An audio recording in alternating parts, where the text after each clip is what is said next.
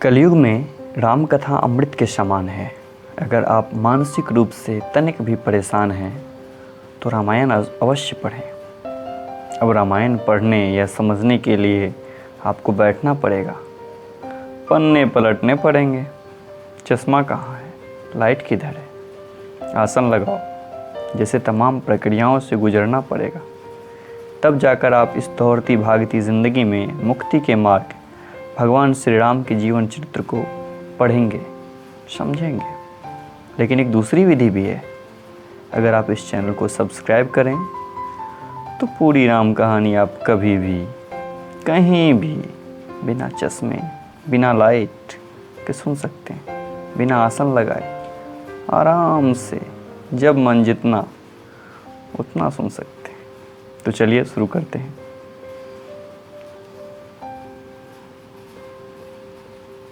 महादेव बाबा विश्वनाथ की जय, माँ पार्वती की जय, सीता रामचंद्र की जय, पवन सुत हनुमान जी की जय। पिछले भाग में आपने सुना कि युद्ध अब प्रारंभ हो चुका है। इधर से भी सैनिक दौड़ पहुंच रहे हैं लंका, और लंका से भी राक्षस जब वापस आते हैं युद्ध को देखकर डर से, तो रावण कहता है कि जो जो लौटेगा उसको मैं यहाँ से यमलोक पहुँचा दूँगा। तब उन्हें लगता है कि बेहतर तो है कि युद्ध में ही मारा जाना। तो वह प्रसंग चल रहा है अब आगे। जो काल स्वरूप हैं, दुष्टों के समूह रूपी वन के भस्म करने वाले हैं, गुणों के धाम और ज्ञान घन हैं, एवं शिवजी और ब्रह्मा जी जिनकी सेवा करते हैं, उनसे वैर कैसा। भाई हिरण्यकश्यप सहित हिरण्याक्ष और बलवान मधुकैटभ ने जिन्हें मारा था, वे ही कृपा के समुद्र भगवान के रूप में अवतरित हुए हैं। ये सब बात उन्हें समझा जा रहा है रावण को, उनके घर के लोगों के द्वारा। माल्यावंत जो उनके यहाँ नाना थे शायद उनके, और बहुत सारे लोग मिलके रावण को समझा रहे हैं कि जो काल स्वरूप हैं, दुष्टों के समूह रूपी वन के भस्म करने वाले हैं, गुणों के धाम और ज्ञान घन हैं, उन्हें शिव जी और ब्रह्मा जी भी जिनकी सेवा करते हैं, उनसे वैर कैसा। वैर छोड़ो, उन्हें जानकी जी को दे दो और कृपा निधान परम स्नेही श्री राम जी का भजन करो। रावण को उसके वचन बाण के समान लगे। वह बोला, अरे अभागे, मुंह काला करके निकल जा। तू बूढ़ा हो गया है, नहीं तो तुझे ही मार डालता। अब मेरी आँखों को अपना मुंह न दिखाना। रावण के ये वचन सुनकर उसने माल्यवान ने अपने मन में ऐसा अनुमान किया कि इसे कृपानिधान श्री राम जी अब मारना ही चाहते हैं। वह रावण को दुर्वचन कहता हुआ उठकर चला गया। तब मेघनाथ क्रोधपूर्वक बोला, सवेरे मेरी करामात देखना, मैं बहुत कुछ करूँगा। थोड़ा क्या कहूँ, जो कुछ वर्णन करूँगा थोड़ा ही होगा। पुत्र के वचन सुनकर रावण को भरोसा आ गया। उसने प्रेम के साथ उसे गोदी में उठा लिया। विचार करते करते ही सवेरा हो गया। वानर फिर चारों दरवाज़ों पर जा लगे। वानरों ने क्रोध करके दुर्गम किले को घेर लिया। नगर में बहुत ही कोलाहल मच गया। राक्षस बहुत तरह के अस्त्र शस्त्र धारण करके दौड़े और उन्होंने किले पर से पहाड़ों के शिखर ढहाए। उन्होंने पर्वतों के करोड़ों शिखर ढहाए। अनेकों प्रकार से गोले चलने लगे। वे गोले ऐसे गहराते जैसे वज्रपात हुआ हो, और योद्धा ऐसे गरजते कि मानो प्रलय काल के बादल हो। विकट वानर योद्धा भिड़ते, कट जाते, उनके शरीर जर्जर हो जाते, तब भी वे लटते नहीं, हिम्मत नहीं हारते, लौटते नहीं, हिम्मत नहीं हारते। वे पहाड़ उठाकर उसे किले पर फेंकते हैं। राक्षस जहाँ के तहाँ मारे जाते हैं। मेघनाथ ने कानों से ऐसा सुना कि वानरों ने आकर फिर किले को घेर लिया है। तब वह वीर किले से उतरा और डंका बजाकर उसके सामने चला। मेघनाथ ने पुकार कर कहा, समस्त लोकों में प्रसिद्ध धनुर्धर कौशलाधीश दोनों भाई कहाँ हैं। नल नील द्विविद सुग्रीव और बल की सीमा अंगद और हनुमान कहाँ है। भाई से द्रोह करने वाला विभीषण कहाँ है। आज मैं शव को और उस दुष्ट को तो हठपूर्वक मारूंगा। ऐसा कहकर उसने धनुष पर कठिन बांधों का संधान किया और अत्यंत क्रोध करके उसे कान तक खींचा। वह बाणों के समूह छोड़ने लगा, मानो बहुत से पंख वाले सांप दौड़ रहे हैं। जहाँ तहाँ बानर गिरते दिखाई पड़ते हैं। उस समय कोई भी उसके सामने न हो सके। रीछ वानर जहाँ तहाँ भाग चले, सबको युद्ध की इच्छा भूल गई। रणभूमि में ऐसा एक भी वानर या भालू नहीं दिखाई पड़ा जिसको उसके प्राण मात्र अवशेष न कर दिया हो, अर्थात जिसके केवल प्राण मात्र ही न बचे हो, बल पुरुषार्थ सारा जता न रहा हो। फिर उसने सबको 10-10 बाण मारे। वानर वीर पृथ्वी पर गिर पड़े। बलवान और धीर मेघनाद सिंह के समान नाद करके गरजने लगे। सारी सेना को बेहाल देखकर पवन सुत हनुमान क्रोध करके ऐसे दौड़े मानो स्वयं ही काल दौरा आता हो। उन्होंने तुरंत एक बड़ी पहाड़ उखाड़ लिया और बड़े ही क्रोध के साथ उसे मेघनाथ पर छोड़ा। पहाड़ों को आते देखकर वह आकाश में उड़ गया। रथ, सारथी और घोड़े सब नष्ट हो गए, चूर चूर हो गए। हनुमान जी उसे बार बार ललकारते हैं पर वह निकट नहीं आता है, क्योंकि वह उनके बल का मर्म जानता है। तब मेघनाथ श्री रघुनाथ जी के पास आ गया और उसने अनेकों प्रकार के दुर्वचन प्रयोग किया।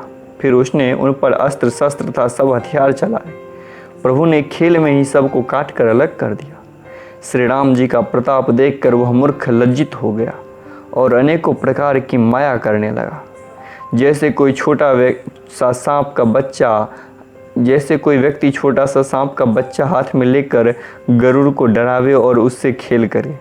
शिव जी और ब्रह्मा जी तक बड़े छोटे जिनकी अत्यंत बलवान माया के वश हैं, नीच बुद्धि निशाचर उनको अपनी माया दिखलाता है।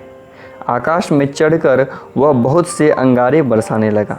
पृथ्वी से जल की धाराएं प्रकट होने लगी। अनेक प्रकार के पिचास और पिचासनियाँ नाच नाच कर मारो काटो की आवाज़ करने लगी। वह कभी तो विष्ठा, पीव, खून, बाल और हड्डियाँ बरसाता था और कभी बहुत से पत्थर फेंक देता था। फिर उसने धूल बरसाकर ऐसा अंधेरा कर दिया कि अपना ही पसरा हुआ हाथ उसे नहीं सूझता था। माया देखकर वानर अकुला उठे। वे सोचने लगे कि इस हिसाब से तो सबका मरण आ बना। यह कौतुक देखकर श्री राम जी मुस्कुराए। उन्होंने जान लिया कि सब वानर भयभीत हो गए हैं। तब श्री रामचंद्र जी ने एक ही बाण से सारी माया काट डाली, जैसे सूर्य अंधकार के समूह को हर लेता है। तदंतर उन्होंने कृपा भरी दृष्टि से वानर भालुओं की ओर देखा। वे ऐसे प्रबल हो गए हैं कि रण में रोकने पर भी नहीं रुकते। श्री राम जी ने आज्ञा मांगकर अंगद आदि वानरों के साथ हाथों में धनुष लिए हुए लक्ष्मण जी क्रुद्ध हो चले। उनके दोनों नेत्र लाल हो गए हैं, चौड़ी छाती और विशाल भुजाएं हैं, हिमाचल पर्वत के समान उज्ज्वल शरीर और ललाई लिए हुए हैं। इधर रावण ने बड़े बड़े योद्धा भेजे जो अनेकों अस्त्र शस्त्र लेकर दौड़े। पर्वत, नख और वृक्ष रूपी हथियार धारण किए हुए वानर श्री राम जी की जय पुकार कर दौड़े। वानर और राक्षस जब जोड़ी से जोड़ी भिड़ गए, इधर और इधर दोनों और जय की इच्छा कम न थी। वानर उनको घूसों और लातों से मारते हैं, दांतों से काटते हैं। विजयशील वानर उन्हें मारकर फिर डांटते हैं, मारो मारो, पकड़ो पकड़ो, पकड़ कर मार दो, सिर तोड़ दो और भुजाएं पकड़ कर उखाड़ लो। नवों खंडों में ऐसी आवाज़ भर रही है। प्रचंड रुंड जहाँ तहाँ दौड़ रहे हैं। आकाश में देवतागण यह कौतुक देख रहे हैं। उन्हें कभी खेद होता है तो कभी आनंद। खून गड्ढों में भर भर कर जम गया है और उस पर धूल उड़कर पड़ रही है। यह दृश्य है मानो अंगारों के ढेरों पर राख छा रही हो। घायल वीर कैसे शोभित हैं, जैसे फूले हुए पलाश के पेड़। लक्ष्मण और मेघनाथ दोनों योद्धा अत्यंत क्रोध करके एक दूसरे से भिड़ते हैं। एक दूसरे को जीत नहीं सकता। राक्षस छल बल और अनीति करता है। तब भगवान अनंत जी लक्ष्मण जी क्रोधित हुए और उन्होंने तुरंत उसके रथ को तोड़ डाला और सारथी को टुकड़े टुकड़े कर दिए। शेष जी उस पर अनेकों प्रकार से प्रहार करने लगे। राक्षसों के प्राण मात्र शेष रह गए। रावण पुत्र मेघनाथ ने मन में अनुमान किया कि अब तो प्राण संकट आ बना, ये मेरे प्राण हर लेंगे। तब उसने वीर घातनी शक्ति चलाई। वह तेजपूर्ण शक्ति लक्ष्मण जी के छाती में जा लगी। शक्ति के लगने से वो मूर्छा आ गई। तब मेघनाथ भय छोड़कर उसके पास चला गया। मेघनाथ समान 100 करोड़ योद्धा उन्हें उठा रहे हैं, परंतु जगत के आधार श्री शेष जी उनसे कैसे उठते। तब वे लजा कर चली जाते हैं।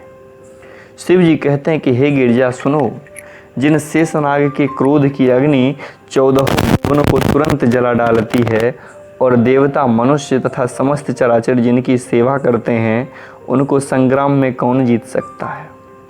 इस लीला को वही जान सकता है जिस पर श्री राम जी की कृपा हो। संध्या होने पर दोनों ओर की सेनाएं लौट पड़ी। सेनापति अपनी अपनी सेनाएं संभालने लगे। व्यापक ब्रह्म अजय संपूर्ण ब्रह्मांड के ईश्वर और करुणा की खान श्री रामचंद्र जी ने पूछा, लक्ष्मण कहाँ है। तब तक हनुमान जी उन्हें ले आए। छोटे भाई को देखकर प्रभु ने बहुत ही दुख माना। जामवंत ने कहा, लंका में सुषैण वैद्य रहता है, उसे ले आने के लिए किसको भेजा जाए। हनुमान जी छोटा रूप धरकर गए और सुषैण को उसके घर समेत तुरंत ही उठा लाए। सुषैण ने आकर श्री राम जी के चरणों में सिर नवाया। उन्होंने पर्वत का औषध का नाम बताया और कहा कि हे पवन पुत्र, औषधि ले आओ। श्री राम जी के चरण कमलों को हृदय में रखकर पवन सुत हनुमान जी अपना बल बखान कर अर्थात अभी मैं लिए आता हूँ ऐसा कहकर चले। उधर एक गुप्तचर ने रावण को इस रहस्य की खबर दी। तब रावण ने कालनेमी के घर आया।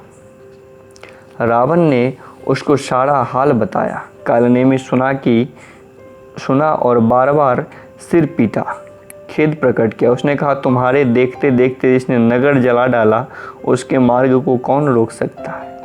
श्री रघुनाथ जी का भजन करके तुम अपना कल्याण करो। हे नाथ, झूठी बकवास छोड़ो। नेत्रों को आनंद देने वाले नील कमल के समान सुंदर श्याम शरीर को अपने हृदय में रखो। मैं तू भेदभाव और ममता रूपी मूढ़ को त्याग दो।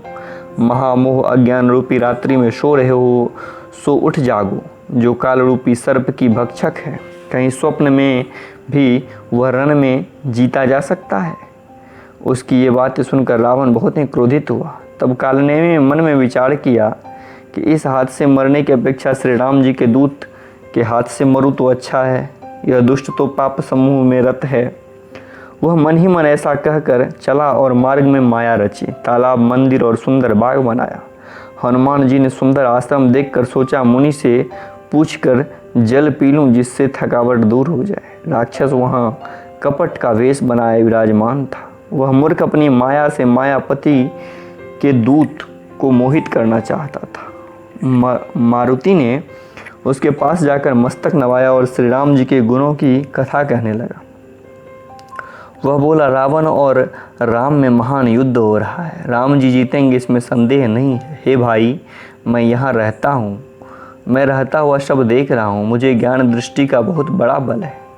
हनुमान जी ने उनसे जल मांगा तो उन्होंने कमंडलू दे दिया। हनुमान जी ने कहा, थोड़े जल से मैं तृप्त नहीं होने का। तब वह बोला, तालाब में स्नान करके तुरंत लौट आओ, मैं तुम्हें दीक्षा दूंगा जिससे तुम्हें ज्ञान प्राप्त होगा। तालाब में प्रवेश करते ही एक मगरी ने अकुलाकर उसी समय हनुमान जी का पैर पकड़ लिया। हनुमान जी ने उसे मार डाला।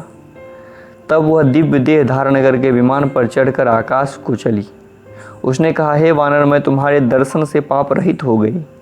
हे तात, श्रेष्ठ मुनि का श्राप मिट गया। हे कपि, यह मुनि नहीं है, घोर निशाचर है, मेरा वचन सत्य मानो। ऐसा कहकर ज्यों ही वह अप्सरा गई, त्यों ही हनुमान जी निशाचर के पास गए। हनुमान जी ने कहा, हे मुनि, पहले गुरु दक्षिणा ले लीजिए, पीछे आप मुझे मंत्र दीजिएगा। हनुमान जी उसके सिर को पूंछ में लपेटकर उसे पछाड़ दिया। मरते समय उसने राक्षसी शरीर प्रकट किया। उसने राम राम कहकर प्राण छोड़े।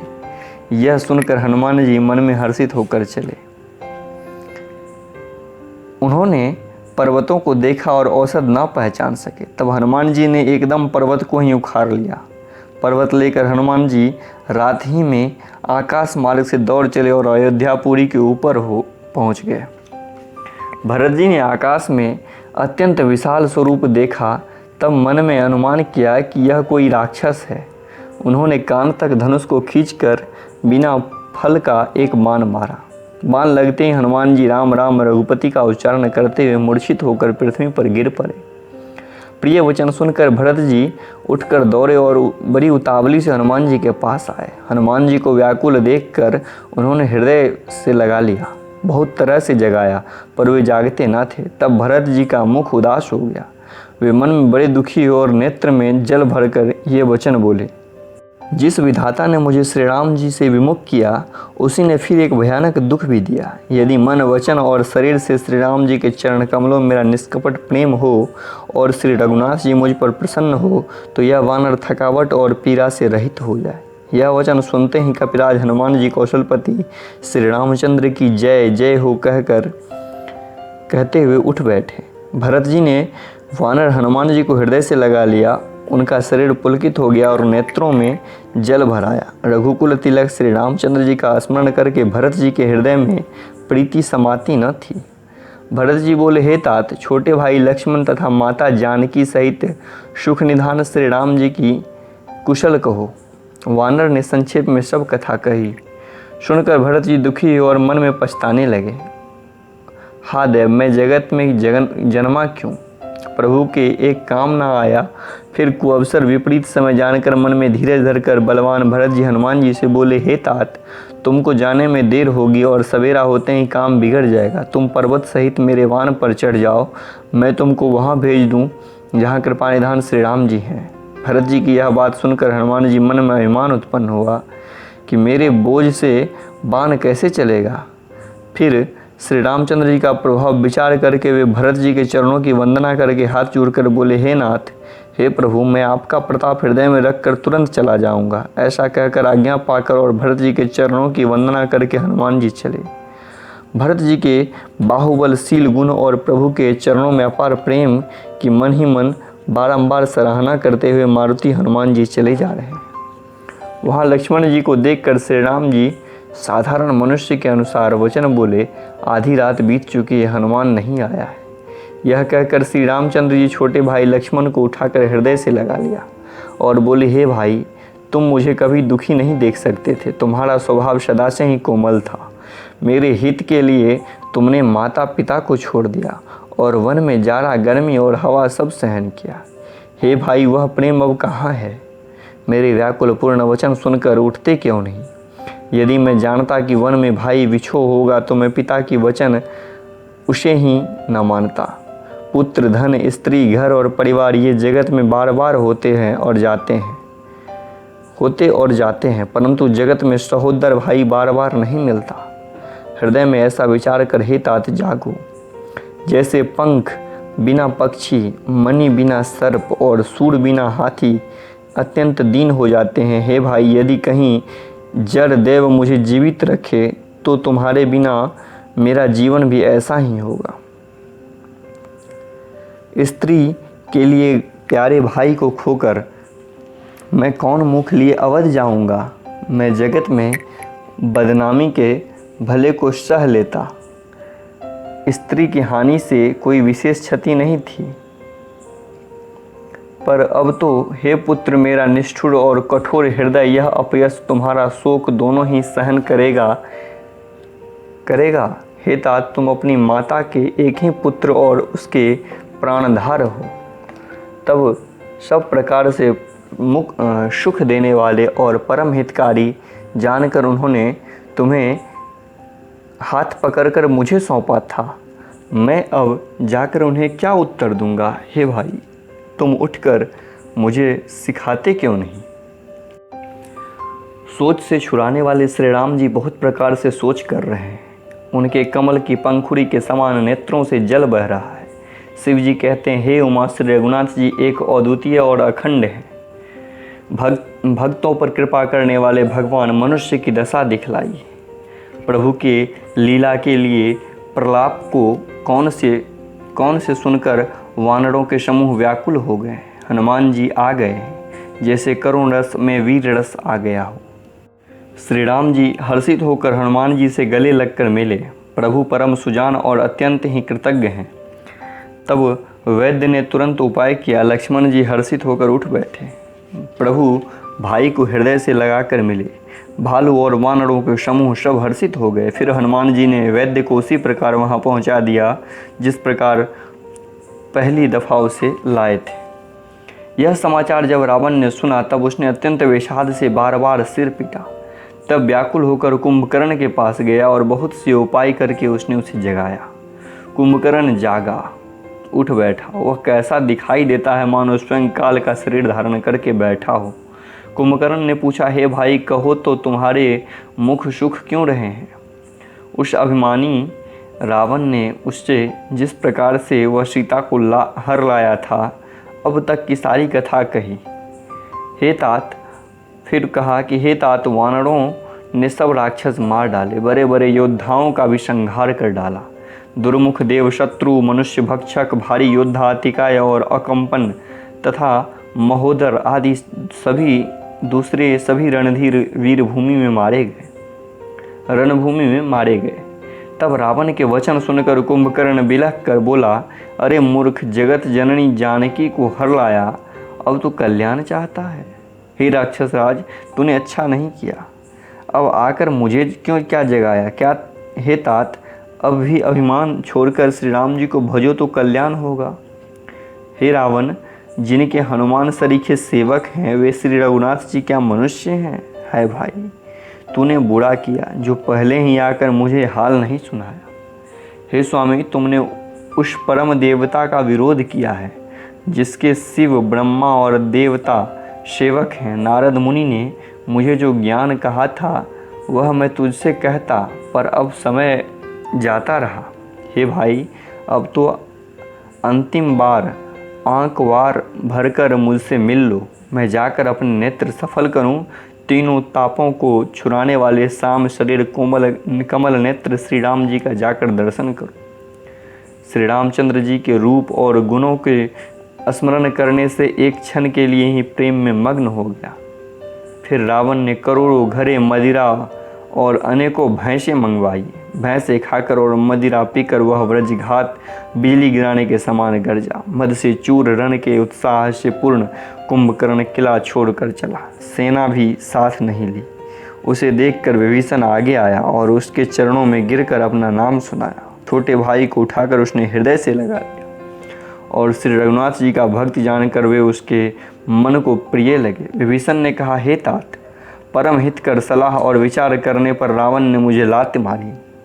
उसी ग्लानि के मारे मैं श्री राम जी के पास चला आया। दीन देखकर प्रभु के मन को मैं बहुत प्रिय लगा। कुंभकर्ण ने कहा, हे पुत्र सुनो, रावण तो काल के वश हो गया है। उसके सिर पर मृत्यु नाच रही है। वह क्या अब उत्तम शिक्षा मान सकता है? हे विभीषण, तू धन्य है। हे तात, राक्षस कुल का भूषण हो गया। हे भाई, तूने अपने कुल को देदीप्यमान कर दिया जो शोभा और सुख के समुद्र श्री राम जी को भजा। मन, वचन और कर्म से कपट छोड़कर रणधीर श्री राम जी का भजन करना है। हे भाई, मैं काल मृत्यु के वश हो गया हूँ। मुझे अपना पराया नहीं सूझता, इसलिए अब तुम जाओ। भाई के वचन सुनकर विभीषण लौट गए और वहाँ आए जहाँ त्रिलोकी के भूषण श्री राम जी थे। विभीषण ने कहा, हे नाथ, पर्वत के समान विशाल देह वाला रणधीर कुंभकर्ण आ रहा है।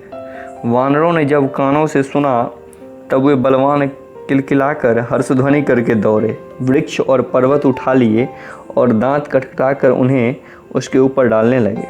रीछ वानर एक एक बार में ही करोड़ों पहाड़ों को शिखरों से उस पर प्रहार करते, परंतु इससे न तो उसका मन ही मुड़ा विचलित हुआ और न शरीर ही टला। जैसे मदार के फलों की मारने से हाथी पर कुछ भी असर नहीं होता है। तब हनुमान जी ने एक घूसा मारा जिससे वह व्याकुल होकर पृथ्वी पर गिर पड़ा और सिर पटकने लगा। फिर उसने उठकर हनुमान जी को मारा। वे चक्कर खाकर तुरंत ही पृथ्वी पर गिर पड़े। फिर उसने नल नील को पृथ्वी पर पछाड़ दिया और दूसरे योद्धाओं को जहाँ तहाँ पटक पटक कर डाल दिया। वानर सेना भाग चली। तब अत्यंत भयभीत हो गए, सब अत्यंत भयभीत हो गए, कोई सामने नहीं आता। सुग्रीव समेत अंगद आदि वानरों को मूर्छित करके फिर वह अपरिमित बल के सीमा कुंभकर्ण वानर राज सुग्रीव को कांख में दबा चला। शिव जी कहते हैं, हे उमा, श्री रघुनाथ जी वैसे ही नरलीला कर रहे हैं जैसे गरुड़ सर्पों के समूह में मिलकर खेलता हो, जो भौं के इशारे मात्र से काल को भी खा जाता है, उसे कहीं वैसी लड़ाई शोभा देती है।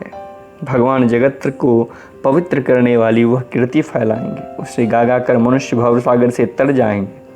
मूर्छा जाती रही, तब मारुति हनुमान जी जागे और फिर वे सुग्रीव जी को खोजने लगे। सुग्रीव जी भी मूर्छा दूर हुई, तब वे मुर्दों से होकर खिसक गए, कांख से नीचे गिर पड़े। कुंभकर्ण ने उनको मृतक जाना। उन्होंने कुंभकर्ण के नाक कान दांत से काट लिए और फिर गरज कर आकाश की ओर चले। तब कुंभकर्ण जाना, उसने सुग्रीव का पैर पकड़कर उसे पृथ्वी पर पछाड़ दिया। फिर सुग्रीव ने बड़ी फुर्ती से उठकर उसको मारा और तब बलवान सुग्रीव प्रभु के पास आए और बोले, कृपानिधान प्रभु की जय हो, जय हो, जय हो। नाक कान काटे गए हैं ऐसा मन में जानकर बड़ी ग्लानि हुई और वो क्रोध करके लौटा। एक तो वह स्वभाव से ही भयंकर था और फिर नाक कान का न होने से भी भयानक हो गया था। उसे देखते ही वानरों की सेना में भय उत्पन्न हो गया।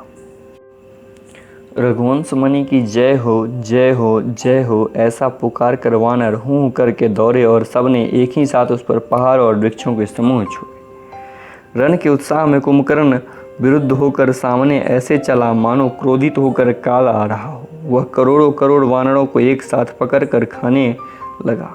वे उसके मुंह में इस तरह घुसने लगे मानो पर्वत की गुफाएं में टिड्डियाँ समा रही हो। करोड़ों वानरों को पकड़कर उसने शरीर से मसल डाला, करोड़ों को हाथों से मलकर पृथ्वी के धूल में मिला दिया।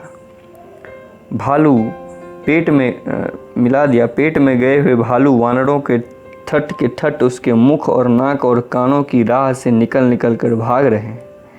रण में मद में मत राक्षस कुंभकर्ण इस प्रकार गर्वित हुआ मानो विधाता ने उसको सारा विश्व अर्पण कर दिया हो और उसे वह ग्रास कर जाएगा। सब योद्धा भाग खड़े हुए, वे लौटाए भी नहीं लौटते, आँखों से उन्हें सूझ नहीं पड़ता और पुकारने से सुनते नहीं। कुंभकर्ण के वानर सेना को तितर बितर कर दिया। कुंभकर्ण ने वानर सेना को तितर बितर कर दिया। यह सुनकर राक्षस सेना भी दौड़ी। श्री रामचंद्र जी ने देखा कि अपनी सेना व्याकुल और शत्रु की सेना नाना प्रकार की सेनाएं आ रही। तब कमल नयन श्री राम जी बोले, हे सुग्रीव, हे विभीषण और हे लक्ष्मण, सुनो, तुम सेना को संभालना, मैं दुष्ट के बल को और सेना को देखता हूँ। हाथों में शंख धनुष और कमर में तरकस सजकर श्री रघुनाथ जी शत्रु सेना को दलन करके चले। प्रभु ने पहले ही धनुष का टंकार किया, जिससे भयानक आवाज़ सुनते ही शत्रु दल बहरा हो गया। फिर सत्य प्रतिज्ञ श्री राम जी 1,00,000 बाण छोड़े और ऐसे चले मानो पंख वाले काल सर्प चले हों। जहाँ तहाँ बहुत से बाण चले, इसने भयंकर राक्षस योद्धा कटने लगे। उनके चरण, छाती, सिर और भुजदंड कट रहे हैं। बहुत से वीरों के 100 टुकड़े हो जाते हैं, घायल चक्कर खाकर पृथ्वी पर गिर पड़ते हैं। उत्तम योद्धा संभल कर उठते हैं और लड़ते हैं। बाण लगते ही वे मेघ की तरह गरजते हैं। बहुत से कठिन बाण को देखकर ही भाग जाते हैं। बिना मुंड सिर के प्रचंड रुंड धर दौड़े रहे हैं और पकड़ो पकड़ो, मारो मारो का शब्द करते हुए गा रहे हैं, चिल्ला रहे हैं। प्रभु के बाण ने क्षण मात्र में भयानक राक्षसों को काट कर रख दिया। फिर वे सब बाण लौटकर श्री रघुनाथ जी के तरकस में घुस गए। कुंभकर्ण ने मन में विचार कर देखा कि श्री राम जी ने क्षण मात्र में राक्षस की सेना का संहार कर डाला। तब वह महाबली और वीर अत्यंत क्रोधित हुआ और उसने गंभीर सिंहनाद किया। वह क्रोध करके पर्वत उखाड़ लेता और जहाँ तहाँ भारी वानर योद्धा होते वहाँ डाल देता। बड़े बड़े पर्वतों को आते देखकर प्रभु ने उसको बाण से काट कर धूल के समान कर डाला। फिर श्री रघुनाथ जी ने क्रोध करके धनुष को तान कर बहुत से अत्यंत भयानक बाण छोड़े। ये बाण कुंभकर्ण के शरीर में घुसकर निकल जाता था, जैसे बिजलियां बादल में समा जाती हो। उसके काले शरीर से रुधिर बहता हुआ ऐसी शोभा दे रहा है मानो काल जल के पर्वत से गिरु के पनाले बह रहे हैं।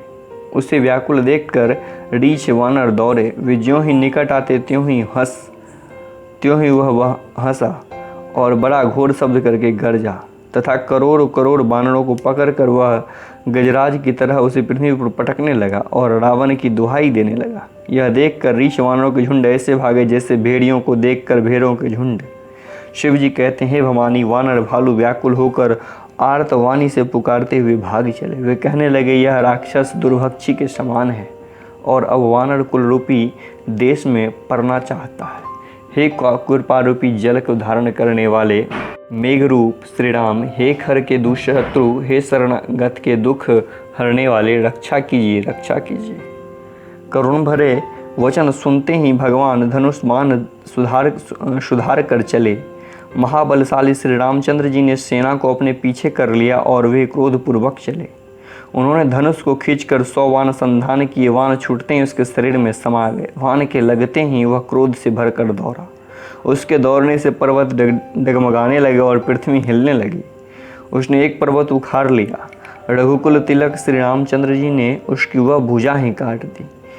तब वह बाएं हाथ में पर्वत लेकर दौड़ा। प्रभु ने उसकी वह भुजा भी काट कर पृथ्वी पर गिरा दी। भुजाओं के कट जाने पर वह दुष्ट कैसी शोभा पाने लगा जैसे बिना पंख का मदराचल पहाड़ हो। उसने उग्र दृष्टि से प्रभु को देखा, मानो तीनों लोक को निगल जाना चाहता। वह बड़े जोर से चिंगार करके मुंह फैला कर दौड़ा। आकाश में सिंह और देवता डरकर हा हा कर इस प्रकार पुकारने लगे। करुणानिधान भगवान ने देवताओं को भयभीत जाना। तब उन्होंने धनुष को कान तक तान कर राक्षस के मुख को बाणों के समूह से भर दिया और तब भी वह महाबली पृथ्वी पर ना गिरा। मुख में बाण भरे हुए वह सामने दौड़ा, मानो काल रूपी सजीव तरकस यहाँ आ रहा हो। तब प्रभु ने क्रोध करके तीक्ष्ण बाण लिया और उसके सिर को धड़ से अलग कर दिया। वह सिर रावण के आगे जा गिरा। उसे देखकर रावण ऐसा व्याकुल हुआ जैसे मणि के छूट जाने पर सर्प। कुंभकर्ण का प्रचंड धड़ दौड़ा जिससे पृथ्वी धसी जाती थी। तब प्रभु ने उसे काट कर उसके 2 टुकड़े कर दिए। वानर, भालू और निशाचर को अपने नीचे दबाते हुए वे दोनों टुकड़े पृथ्वी पर पड़े जैसे आकाश से 2 पहाड़ गिर रहे हो। उसका तेज प्रभु श्री रामचंद्र जी के मुख में समा गया। यह देखकर देवता और मुनि सभी ने आश्चर्य माना। देवता नगाड़े बजाते हैं, हर्षित होते हैं और स्तुति करते हैं। वे बहते फूल बरसा रहे हैं। विनती करके सब लोग देवता चले। उसी समय देवर्षि नारद आए। आकाश में ऊपर से उन्होंने श्री हरि के सुंदर वीर रस युक्त गुण समूह का गान किया जो प्रभु के मन को बहुत ही भाया। मुनि यह कहकर चले गए कि अब दुष्ट रावण को शीघ्र ही मारिए। अतुलनीय बलवान वाले कौशलपति श्री रघुनाथ जी रणभूमि में सुशोभित हैं। मुख पर पसीने की बूंदें हैं, कमल के समान नेत्र लाल हो रहे हैं, शरीर पर रक्त के कण हैं, दोनों हाथों से धनुष बांध फिरा रहे हैं, चारों ओर रीछ वानर सुशोभित हैं। तुलसीदास जी कहते हैं कि प्रभु की इस छवि का वर्णन शेष जी भी नहीं कर सकते जिनके बहुत प्रकार से मुख हैं। शिव जी कहते हैं कि हे गिरजे, कुंभकर्ण जो नीच राक्षस और पाप की खान था उसे भी श्री रामचंद्र जी ने अपना परम धाम दिया। अतः वे मनुष्य मंद बुद्धि हैं जो श्री राम जी को नहीं भजते। बस आज के लिए यहीं तक। अगले भाग में हम फिर युद्ध के अगले भाग को सुनेंगे।